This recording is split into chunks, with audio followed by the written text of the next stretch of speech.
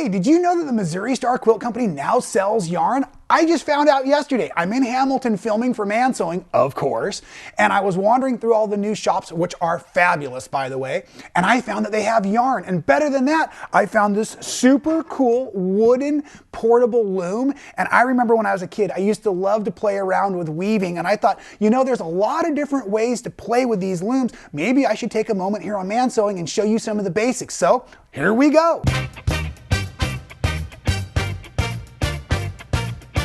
So when you get your new portable weaving loom there, you're going to get a cool little pattern. It gives you ideas on how to warp and weft. I'll teach you what those mean here in a second. Your shuttlecock or your needle, and it even gives you some yarn to work with. Not really, that's just part of the packaging. So let's have some fun with this, right? First thing we need to do is we do need to string up, or what they call warp. So your up and down yarns are your warp, and the yarn that goes through is your weft. I know, it seems like an awful lot of info, but it's basically super easy. First thing you want to do is you're going to take a piece of yarn, and when I'm starting to do this, I want to talk about yarn weights.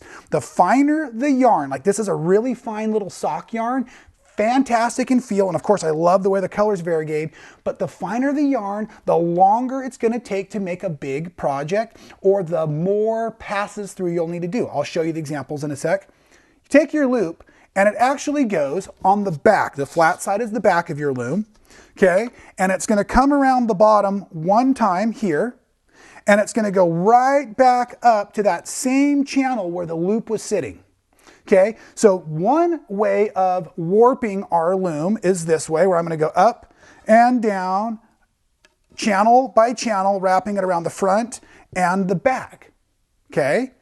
If you do that, when you're all done with your weaving project, you're going to have these long tails. This was the warp yarn that came around from the back of the loom. So if you want that really cool fringe at the bottom of your project, that's how you do it. You warp the entire loom front and back. If you don't want such a fringe, you can also do it this way, right? Where you're going to take your same loop, like this. I'm going to still make one pass to the back. So I'm coming around the back here. And then when this comes around the front, this time I'm coming around and I'm bringing it right back down. Oop, let me do this a little slower and not upside down. And then into the groove, so that when it's done on the back, you can see that it's just coming around the tooth of the top or the bottom of the loom. And what that does is it means that there will be no yarn available for fringe and just a little bit of yarn to be able to tie off. Okay, so that all seems pretty easy for how to warp up your loom. There's two different ways that I know of. Set that aside. Now, one of the things that happens when we're working with our weft yarn, the yarn that goes through the verticals or the warp, is we have a shuttle. And let's just take a different color of yarn here. You can see I've actually warped with this yarn, and the weft was the yarn I was just showing you.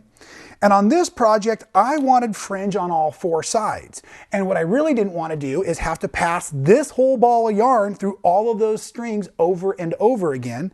So what I first started doing was taking sections, and I would just cut them a little bit longer than I needed.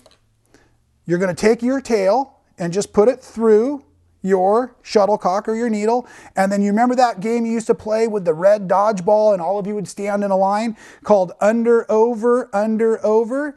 You're just going to weave through your pattern under, over as you go. One of the things that in my right hand over here is I've got a little bit of a pinch on that yarn tail so I don't lose it. I had it come off several times while I was working, and it's very easy to just rethread. You don't have to stop work. You can just keep passing it on through. Get it this way, it'll pull through like this, and then I would just simply even it out.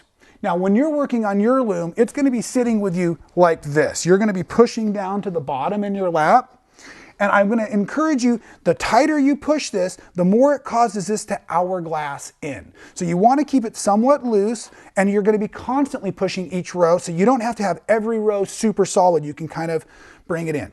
Now, I was talking about yarn weights a little earlier. This is one of the finest. This is like a sock yarn, and I'm definitely no yarn expert, so please take all of this with kind of a grain of salt, right? This is about setting up your loom mostly. Now, the finer yarn, you can see I must have 30 bazillion different passes back and forth through this, and I have about enough to make an eyeglass case or something like that.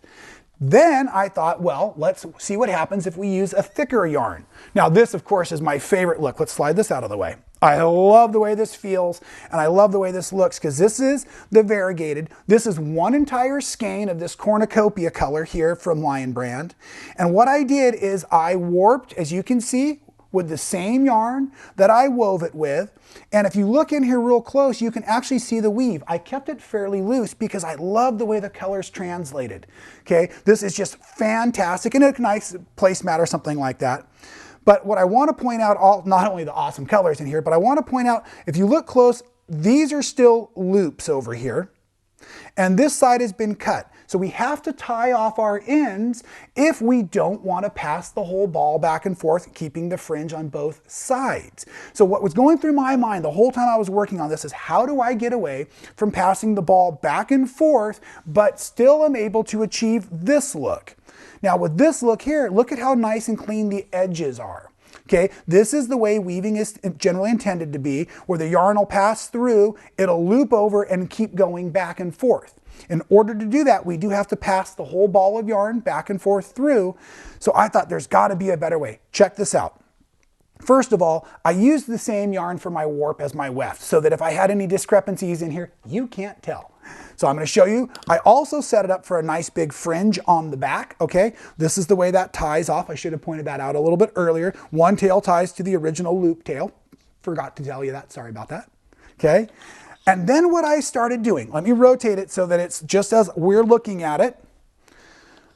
I have not passed this ball of yarn yet through the loom, and I have not cut any of my tails. This is my starting point over here. What I was doing is I was taking two strands of yarn, and as I pass this through from this side, so I've come out this side here, I'm going to come over because that one was under, and so we're always doing opposites from each turn, coming through here.